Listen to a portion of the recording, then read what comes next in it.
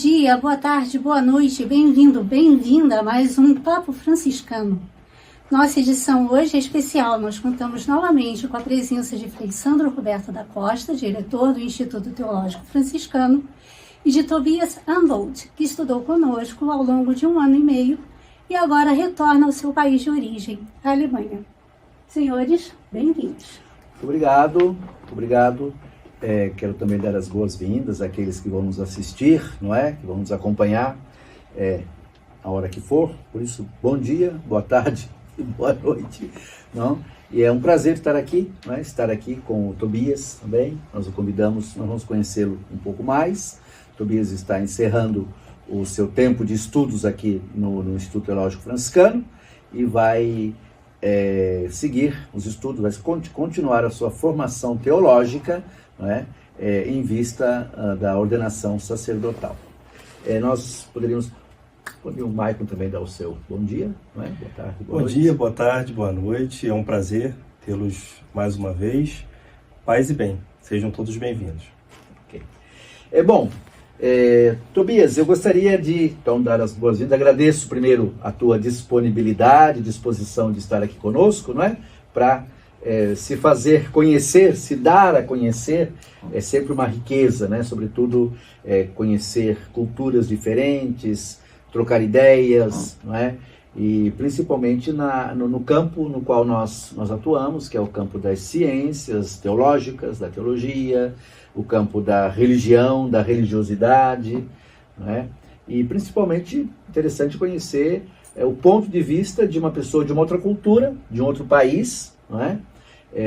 Que passou por 1 ano e meio aqui no Brasil, não é? Estudando, se aprimorando, se preparando. Então, nós estamos muito felizes de ter você aqui conosco. Agradeço mais uma vez a tua presença, agradeço também toda a equipe que preparou, que organizou e está atuando também na organização deste evento. Tobias, nós queríamos conhecer um pouquinho mais, não é? Então, nós queríamos saber, falar um pouquinho sobre você, sobre a tua origem, sobre a tua vocação. O que é que fez com que você escolhesse, eu vou estudar no Brasil, especificamente no Instituto Teológico Franciscano, não é? Então, dê a saudação ao público e nós vamos escutar você. Do meu lado também, boa tarde, bom dia, boa noite. Eu quero agradecer primeiramente a equipe aqui pela oportunidade de estar aqui, pelo convite, falar um pouco sobre o meu tempo aqui, falar um pouco sobre as minhas experiências. Eu sou seminarista diocesano lá da Alemanha. Fiquei um pouco tempo aqui no Brasil, 1 ano e meio já, estudando agora na teologia, 3º ano, no 5º ano da formação sacerdotal. E uma boa pergunta o que me trouxe para cá, para o Brasil, para estudar. Eu acho que posso dizer que é culpa de São Francisco mesmo. É o seguinte, de um franciscano.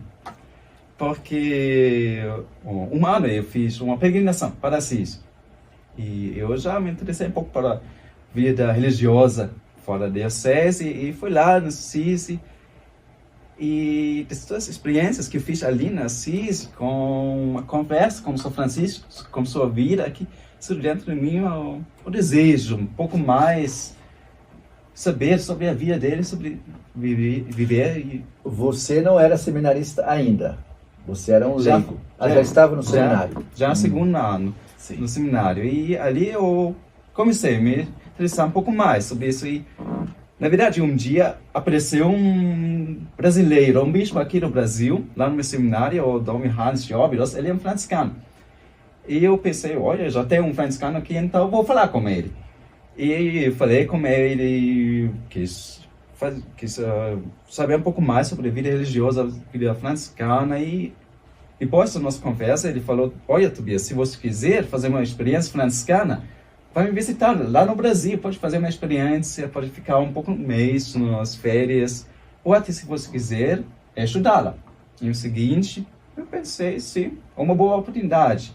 Como na Alemanha tem essa regra de fazer 2 semestres de uma experiência fora do nosso instituto, nossa faculdade, e em seguinte me decidi fazer essa experiência aqui no Brasil, por causa do convite desse bispo. E então vim para cá para estudar aqui no ETF, que foi o convite deste bispo. Muito bem. Vocês gostariam de fazer uma pergunta também?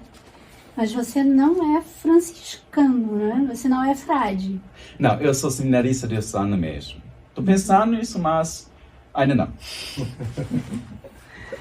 Bom, eu como funcionário da biblioteca acabo convivendo um pouco mais, né, com os alunos. E uma coisa que eu percebi em você é a vontade que você tem realmente de estudar, porque eu era o primeiro a chegar e às vezes o último a sair, né? E eu queria que você falasse um pouquinho da experiência da biblioteca, colocando, né, o nosso lado aqui um pouco em voga. A gente tem uma biblioteca bem legal, né? E eu queria saber o que você conseguiu colher aqui dessa biblioteca, tanto na sua língua quanto na língua portuguesa. O que você tem a falar sobre esse acervo aqui, né? E se isso contribuiu, né, com a tua formação, e se existe também um espaço, talvez, desse também lá na tua diocese, onde que você, porventura, for estudar? Para mim, primeiramente, a biblioteca é sempre um espaço, um grande tesouro de saber, de experiências muitas, várias. Aqui na biblioteca tem livros da teologia, ciências humanas, história, espiritualidade, muitas áreas. E essa razão porque eu fiquei aqui, fui apaixonado mesmo com esse grande tesouro que tenho aqui, com esse grande saber, experiências. E, sim, surgiu dentro de mim de usar esse tesouro. Porque, sim, quando eu vim para cá, fui para conhecer uma nova realidade, uma nova teologia. E fiquei apaixonado da oportunidade de fazer a experiência e aprender mais disso aqui na biblioteca. Porque aqui não tem somente nas aulas a opinião de um professor, mas aqui tem um mundo de muitas pessoas. E isso foi, sim, a minha finalidade, porque eu gostei tanto aqui, a biblioteca, de várias opiniões, de várias áreas. E acho que durante todo esse tempo que eu fui aqui, eu li livros de teologia, história, espiritualidade, ciência humana, psicologia, tudo. Porque assim, eu fiquei apaixonado desse grande tesouro que tem aqui. E acho que é muito importante preservar isso. Porque sim, eu estimo muito o trabalho que vocês fazem aqui na biblioteca. Preservar o saber para as outras gerações, aqui as outras gerações, de alunos, outras pessoas. A biblioteca está aberta para todos. E, na verdade, eu não pensei nisso quando eu decidi vou para o Brasil, porque não tem muitas bibliotecas, só tem uma seminário de biblioteca pequena, mas boa. E eu fiquei muito feliz de saber que aqui tem essa grande biblioteca. Eu acho que é a biblioteca maior do Latinoamérica dentro de uma universidade. E, sim, eu acho que eu aprendi aqui até às vezes mais do que na sala de aula.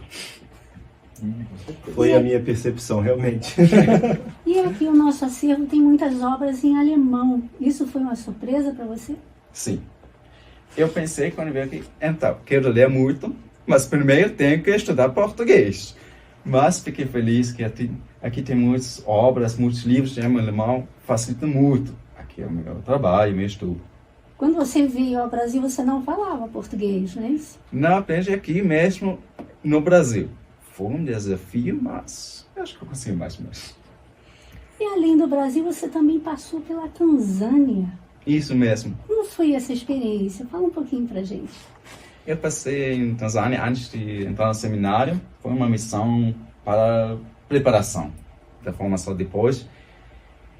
E foi uma experiência diferente aqui no Brasil, porque lá eu fiquei numa escola, numa paróquia, trabalhando ali numa escola, ajudando nas aulas, trabalhando com as crianças e também apoiando os padres. Então, um pouco diferente do que o meu trabalho aqui, mas lá eu aprendi muito desse trabalho com as pessoas, como eu fiquei muito perto das pessoas lá muito perto das crianças, que um pouco mais se apaixonam pelo trabalho, como jovens, como as crianças. E foi uma experiência muito boa, que me fortaleceu muito em caminhar mais nesse caminho que eu comecei. Você falou no início que a sua diocese tem o hábito de mandar os alunos para terem experiências, né, um ano fora, né, uma experiência com uma cultura diferente, por exemplo. Você já passou pela Tanzânia, passou pelo Brasil. Em que aspecto você acha que essa experiência cultural tão diversa da que você vai ter na Alemanha vai ser útil no teu trabalho lá? Eu ainda acrescentaria que você passou um tempo, você vai inclusive passar de novo lá na Diocese de Óbidos, né? A Diocese de Óbidos é de um frade franciscano, é o bispo Dom Johannes, Dom Bernardo, não é? E ele inclusive eu fiz um postulantado com ele, né? E nós morou aqui em Petrópolis também, estudou no Instituto Teológico e trabalha lá em Óbidos. Então acho que também essa realidade, aproveitando esse gancho dessa pergunta, né? O que ajudou também a experiência na Tanzânia, né? No Brasil em geral, mas também em Óbidos, que é uma realidade bem desafiadora, amazônica, não é? Extremamente importante é viver numa igreja global. Eu vejo a igreja católica não como algo regional, que tem, vamos dizer, alguns lugares, todo mundo, mas uma instituição que tem em todo mundo. Eu sou muito apaixonado disso, que a nossa igreja existe em qualquer lugar no mundo e em qualquer lugar se encontra cristãos unidos na fé. E hoje, no nosso tempo da globalização, acho que é muito importante aproveitar disso. Aproveitar que nós somos unidos em todo mundo. Somos um povo global. E nosso tempo, hoje, é importante de viver além do seu horizonte natal. De ir além. Fazer essa experiência de missão. E eu gostei muito disso na Tanzânia, aqui no Brasil, e também na Amazônia. São mundos totalmente diferentes, que fazem um crescer na fé, crescer na espiritualidade, crescer pessoalmente. Eu acho que isso é muito importante também no nosso mundo que nós vivemos hoje, que é um mundo separado. Tem vários grupos, tem várias opiniões, às vezes contrárias, às vezes até brigando. É importante que nós façamos experiências fora do nosso zona de conforto, para entender melhor as outras pessoas, entender melhor outras culturas, que sim vai nos ajudar também no nosso trabalho pastoral. Principalmente aqui as experiências que eu fiz na Amazônia são muito importantes para mim. Porque aqui em Petrópolis é uma cultura com influência alemã, com colonização alemã, que eu já conheci um pouco mais. Mas a Amazônia é um mundo totalmente diferente. E eu acho que lá fui desafiado muito, mas eu cresci muito também em experienciar uma igreja que está crescendo. Uma igreja muito simples, humilde até. Muito próximo do povo, que eu não conheci muito da Alemanha. É uma igreja, acho que se orienta muito nos ideais dos primeiros cristãos. E fazendo essas experiências, eu percebi para mim que isso nos traz mais ao centro do cristianismo. Que não é instituição, que não são somente regras, mas é a vida da fé. É viver a fé. E deixar outras experienciar a fé. Por isso eu gosto muito dessa oportunidade que minha diocese de Essendal, os seminaristas fazem essas experiências. De não ficar somente num lugar, se fecha dentro de si, mas usar essa oportunidade, abrir seu horizonte. Seria interessante até que outras pessoas pudessem fazer essa experiência, né? Independente de serem seminaristas ou não, né? Os fiéis de modo geral. Sim, Na verdade, todo mundo que já me perguntou, experimento lá na Alemanha, sempre fala, se for possível, vai lá fazer a experiência, porque sim, vale a pena. É uma experiência única e muito valorosa. Nós tivemos no Instituto Teológico Franciscano, Petrópolis, né? Nós tivemos, ao longo da nossa história, sempre essa tradição, né, de receber estudantes alemães. Não só seminaristas, preparando-se para o sacerdócio, né, mas leigos que faziam teologia, leigas também, né? Me lembro do tempo que eu estava estudando da Suzanne. Suzanne também era uma estudante, fazia teologia na Alemanha, mas também outros estudantes que não necessariamente faziam teologia, mas queriam fazer um ano de teologia no Brasil, então vinham conosco, inclusive moravam ali no Sagrado, que tem espaço, né, onde vivem hoje os nossos frades estudantes de teologia, né? Então viviam conosco ali. Era uma convivência muito interessante, um mútuo enriquecimento. Era bastante comum, né? Tínhamos vários, não necessariamente, inclusive não necessariamente católicos também. Me lembro que tínhamos um protestante, né? E a Suzana era católica, né? E depois tivemos também uma religiosa inglesa, que também veio fazer alguns anos de teologia, acho que ela fez 2 anos conosco. Então é bem interessante eu acho que esse detalhe que você coloca aí, né, do sairmos da nossa cultura, sair da nossa referência. O Papa Francisco fala muito da autorreferencialidade, né? E nós falamos também hoje de sair da bolha, né? Sem dúvida, hoje nós vivemos num mundo muito solidificado, petrificado nas suas verdades, nos seus interesses, naquilo que lhe é cômodo, naquilo que lhe é fácil, e na igreja também é assim. Então nós temos dificuldade de perceber além dos horizontes, dificuldade de perceber para além das realidades, sempre vistas muitas vezes como adversário, como inimigo, inclusive dentro da própria igreja, né? Não apenas com relação a outras denominações religiosas, mas até dentro da própria denominação católica, a gente também tem essas dificuldades. Nós precisamos cada vez mais construir pontes, né? Construir pontes. Tobias, eu queria escutar um pouquinho de você. Você de um certo modo já colocou isso, né? Mas eventualmente talvez aprofundar um pouquinho mais. Você vem de uma realidade europeia, Alemanha, né? Nós sabemos da situação na Europa. Eu morei também na Itália, visitei a Alemanha, visitei França, Inglaterra, né? E muitas igrejas estão fechando, né? Isso há um bom tempo que eu estive lá, mas eu acredito que a situação não é que mudou muito. A própria presença da vida consagrada, da vida religiosa também diminuiu bastante. Digo isso por causa dos franciscanos que eu conheço, né? E nós no Brasil também, a situação, quer dizer, é uma realidade mundial, é um contexto que é uma nova situação, ou novas situações vão surgindo diante do cenário mundial, né? E a igreja tem que trabalhar com isso.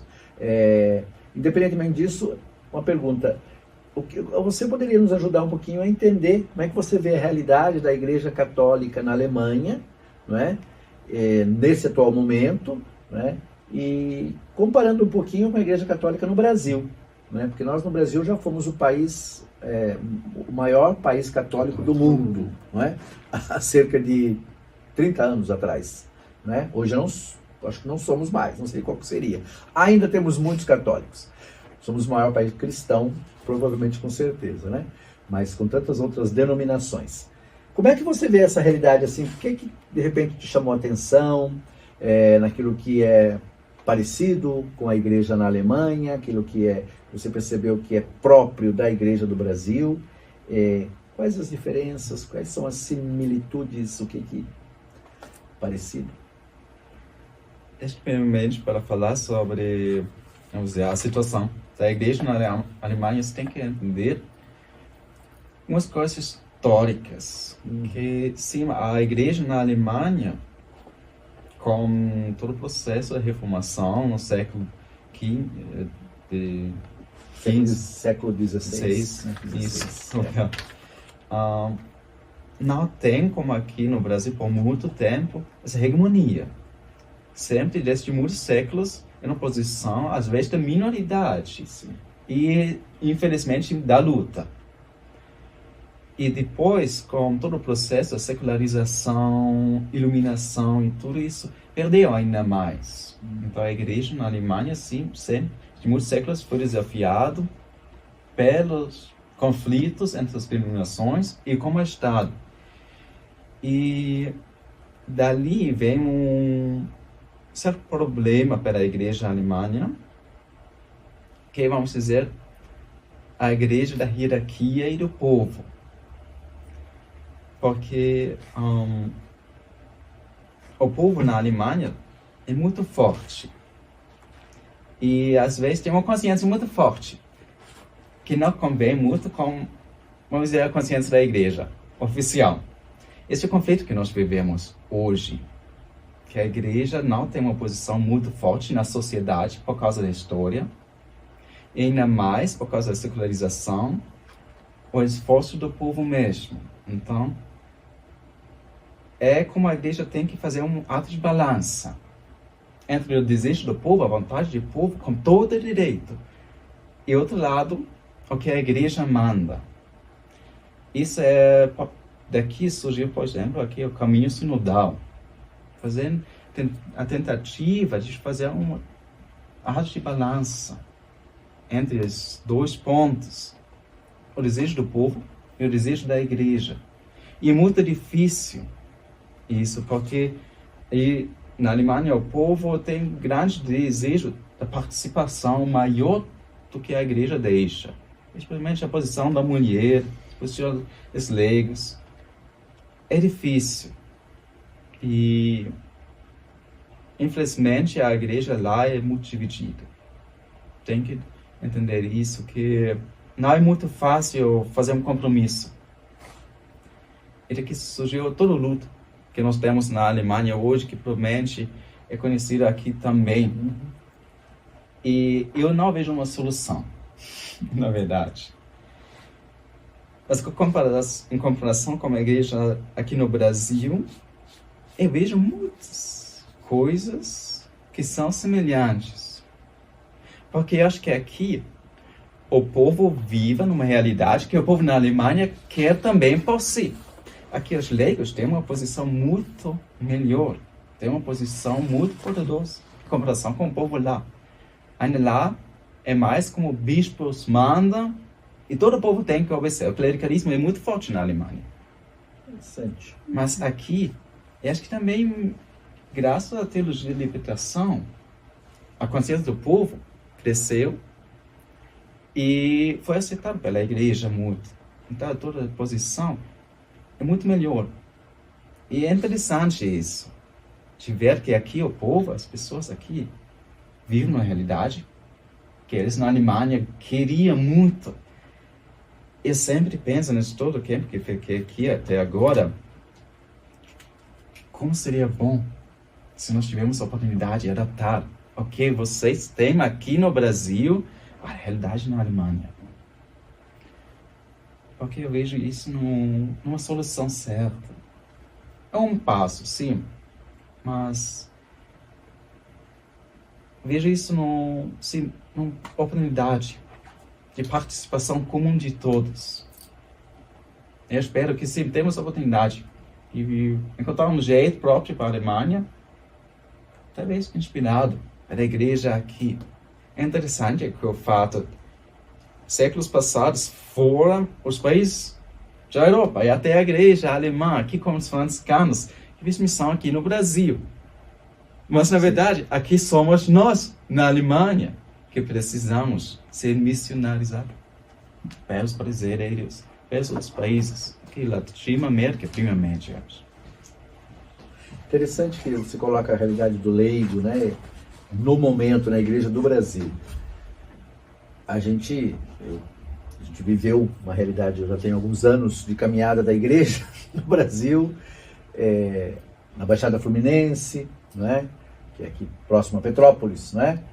Com os grandes bispos dos anos 70, anos 80, não é? Dom Mauro Morelli, né? Dom Adriano Hipólito, franciscano, lá em Nova Iguaçu, Dom Valdir Calheiros também. Estou dizendo só da nossa região conhecida aqui, mas a gente pode estender, Dom Aloysio Lorscheider, né? Dom Paulo Evaristo, e por aí vai, tantos bispos. Estou falando dos bispos, porque o bispo, ele, como você falou, na Alemanha os bispos seguram. Aqui também os bispos têm a sua... Mas no Brasil, com esses nomes dos tempos pós-Vaticano II, Puebla, Medellín, nós tivemos, de fato, uma igreja muito... uma igreja do povo de Deus, né? Se falava muito novo modo de ser igreja. Hoje se diz um modo diferente, novo modo da igreja ser, né? Então nós avançamos muito, mas houve depois uma puxada de rédea, né? Então, hoje nós ainda, é uma experiência que a gente tem, né? Nós perdemos muito desse protagonismo do leigo, da mulher, né? Houve aí, por vários motivos que não vem ao caso a gente citar, mas tantas coisas que marcaram a história, houve um fechamento, né? O clericalismo, em alguns lugares, o clericalismo imperou e impera, ainda é muito forte em algumas dioceses. Há dioceses onde o laicato é muito forte, provavelmente em Óbidos, justamente em função do quê? Da falta de clero, não é? Então, onde tem pouco padre, os leigos têm que levar em frente a igreja, né? E os leigos e as leigas, as mulheres, eu sempre digo, as mulheres, elas... Em muitos lugares são as mulheres que levam a igreja, elas é que conduzem, né? Religiosas, inclusive, religiosos também, mas muitas religiosas que são verdadeiras párocas em algumas comunidades, né? No Brasil inteiro, América Latina, nas regiões mais distantes. Então, é interessante essa relação que você faz, que você percebeu que ainda assim, mesmo tendo perdido tanto, já fizemos experiências belíssimas de atuação de leigos e leigas, você perceba essa realidade, não é? De fato, é um caminho a ser preservado, e eu acho que a gente tem que... O Papa Francisco está indo nessa direção, não é? Nós precisamos de padres, precisamos de sacerdotes, a questão não é essa, mas os leigos e leigas também têm a sua função muito específica dentro da igreja, e tem muito também a atuar na comunidade. Não sei se vocês têm alguma pergunta. Eu tenho mais uma. Só queria fazer um comentário. Essa fala do Tobias, ela foi muito interessante, porque isso é uma percepção também dos sociólogos da religião, né? Eu lembro que eu li 2 livros que falavam de um mesmo assunto. Meu francês é péssimo, mas a Danielle Balanger, né, o Peregrino Convertido, ela fala da realidade da igreja na França, né? Que algumas igrejas se tornaram spa, fala daquela influência da Revolução Francesa. E há um consenso em um determinado ponto desses sociólogos que a secularização e o pluralismo religioso, de certa forma, ia acabar com a religião, né? E o Peter Berg, ele escreveu um outro livro chamado Os Múltiplos Altares da Modernidade, né? E o Peter Berg era um dos autores que defendiam essa ideia. Só que nesse livro, ele faz uma experiência com países de terceiro mundo. E vê que ali isso, apesar de ter uma forte influência dessa secularização, isso não se perdeu. O povo continuou com aquele fervor da espiritualidade e tudo mais, né? E eu acho que isso vai muito de encontro do que você está falando agora, né? Talvez a realidade que nós temos na Igreja do Brasil seja uma realidade mais acalorada, né? Eu acho que a cultura acaba influenciando nisso, né? Mas, nesse sentido, né, uma das coisas que eu vi aqui nesse tempo que você permaneceu aqui, pelo menos dentro da biblioteca, né, uma das coisas que eu percebi foi quando vocês vinham fazer trabalhos aqui, né? E ali a gente tinha angolanos, você, alemão, e freios de vários lugares, né, do Brasil. E eu acho que nessas experiências, eu apesar de você não falar tanto, eu acabei percebendo uma mudança, né, nesse aspecto cultural, né? Algumas vezes você passava e já conversava um pouco mais, né? Eu vejo o alemão, ele é muito mais sisudo, né, mais reservado, e eu acho que a tua estadia aqui, isso acabou se transformando realmente. E a gente vendo essa fala dele agora, é muito bonito de ver isso, né? É muito legal de ver que você vai levar esse calor, né, para a tua terra, e espero que você consiga, né?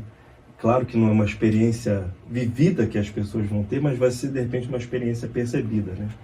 Eu acho que dentro da igreja a gente vê muito essa questão do testemunho, que acho que um testemunho, às vezes as pessoas falam, né, que as palavras convencem, os testemunhos arrastam, né? Então eu espero que você leve esse testemunho lá para a tua diocese, que você consiga transparecer isso, né, e que você seja uma sementinha né, que começou a ser regada, né, plantada aqui no nosso instituto, e eu espero que ela crie muitos frutos lá na tua diocese, né? É uma percepção que eu tenho, e eu fiquei muito emocionado em ver esse testemunho que você trouxe aqui. Eu acho que todos ficamos, né?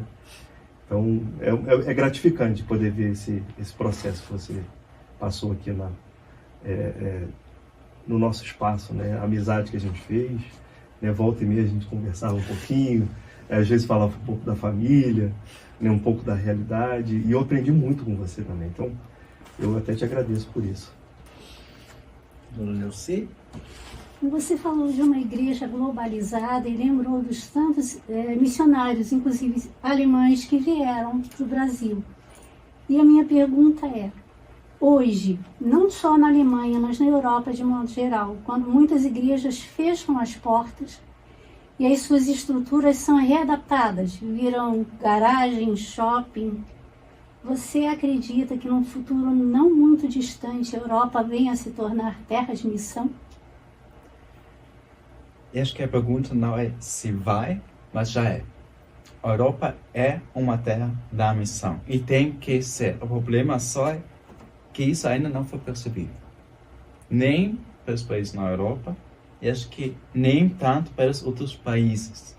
Porque sim, nós precisamos de missionários, nós precisamos de ser missionarizados por outros países.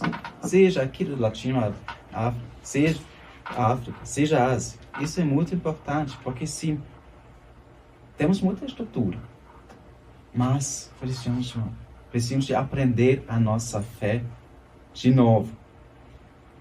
Um problema que eu vejo nisso é também a nossa atitude na Europa.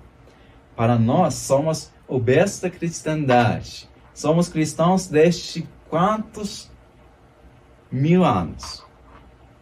E ainda pensamos que vamos manter cristãos até o fim do mundo. Mas nós não conseguimos perceber que não somos mais. Que nós não somos mais culturas cristãs, ou temos um impacto cristão, mas não somos mais países cristãos. É muito difícil a nós perceber isso e pedir ajuda. Acho que eu desejo muito para as nossas igrejas na Europa, principalmente para a igreja da Alemanha, de reconhecer isso e de ter a humildade de pedir a missão. Porque sim, eu sei que vai ajudar muito, que dá novas forças, que é possível, pela missão, começar de novo, fazer uma nova reforma da igreja, fazer uma nova vida da igreja, porque a igreja está morrendo. E, sim, a pergunta não é quando, mas já precisamos muito, graças a Deus já tem muitos missionários, principalmente da Índia, tem muitos religiosos, freiras, parece que vêm para a Alemanha fazendo missão, que muitos padres da Índia e outros países que fazem missão, mas precisamos muito mais. É meu grande desejo que se uma igreja, primeiramente os outros países, percebem isso, vão lá fazer missão. Porque acho que ainda é difícil para nós, na Alemanha e na Europa, de pedir isso. Porque é difícil conhecer que esse capítulo da cristandade na Europa, na Alemanha, acabou. Mas com a ajuda de outros, pode ser, de novo, começar. Reconhecer uma fragilidade não é fácil. Sim, não é fácil. Mas, sim. Estava me lembrando agora, como professor de história, né, dos monges irlandeses e ingleses. São Bonifácio, grande missionário da Alemanha, né, que eles evangelizaram a Europa, a Alemanha inclusive, né, os bárbaros, né, que foram. O Bonifácio morreu por mão dos saxões. 5 de junho, aniversário, a data de São Bonifácio. Eu ainda perguntaria uma outra coisa em relação a isso, né? Você acha que a missão, os missionários na Alemanha, precisariam necessariamente ser sacerdotes? Desculpa, só vou continuar. Porque, é claro, já falei, nós precisamos de padres, né?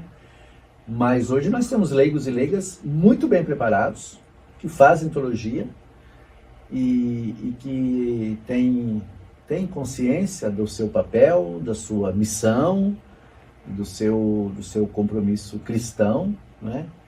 Será que a gente não conseguiria hoje também, estou jogando aqui uma possibilidade, porque hoje em dia não são monges irlandeses e ingleses que vão para a Alemanha ou para outro país. É uma outra conjuntura, são novas realidades que exigem novas respostas. Porque senão a gente corre o risco, quando nós falamos de missão, nós sempre pensamos no padre, no sacerdote que vai lá para cuidar das igrejas, cuidar das estruturas, não é? Enquanto se a gente tiver grupos de leigos e leigas cristãos, fiéis, junto com os padres, junto com religiosos e religiosas, a igreja completa, não é? A igreja toda. Mas sem esquecer e talvez dando um protagonismo também aos leigos. Não sei o que você acha disso. Dando só uma continuidade no que o Frei estava falando, eu percebo que também existe um crescimento muito grande de comunidades católicas brasileiras que estão indo para a Alemanha para poder fazer missão. É nessa linha que eu faço a pergunta. Exatamente. Também. Eu não ia dar a resposta, mas o caminho é esse. Mas o Frei está certo que, na minha opinião, precisamos mais leigos e leigas do que padres religiosos para fazer a missão na Alemanha e outros países na Europa. Porque a nossa falta não são estruturas e algo isso. Tem muito. Não precisamos de pessoas que cuidam disso. Nós precisamos de pessoas que chegam ao povo. E há uma verdade, que já os religiosos mais, os padres, normalmente não chegam no meio do povo. Eles conseguem conduzir o rebanho da sua paróquia, mas não conseguem entrar no meio do povo. E aqui posso cantar muito com a minha espiritualidade, que é influenciada pelo Charles Foucault. Ele sempre falou que ele quer missionários como Áquila e Priscila, dos Atos dos Apóstolos, leigos, que trabalhavam no meio do povo, dando testemunho no meio do povo, que estão vivendo como povo, tanto quanto nas circunstâncias do povo, mas dão testemunho, estão fazendo missão no meio deles. E acho que isso é que nós precisamos. Não padres só que estão cuidando das estruturas, conservando talvez estruturas que não precisamos mais, mas pessoas que estão capazes de conviver como povo, no nível igual, ou talvez até abaixo. É um testemunho dentro, não de fora. E precisamos de humildade e reconhecer que normalmente os padres e às vezes até religiosos não estão capazes de fazer isso, mas os leigos. E sim, é verdade que, graças a Deus, já tem muitos institutos, comunidades que têm esse esforço, esse movimento leigo. E precisamos disso muito. É uma grande chance no nosso tempo hoje, que o povo hoje tem já percebido a missão por si, fazer missão, ser missionários, que isso não é algo para religiosos e padres, não é algo clericalizado, mas uma tarefa para todos. Mesmo porque na evangelização pelos monges, nem todos eram padres, né? Pelo contrário, os mosteiros, boa parte eram leigos, né? Que evangelizavam. Eu acho que nós poderíamos ir encerrando, né? Porque nós já estamos bem adiantados.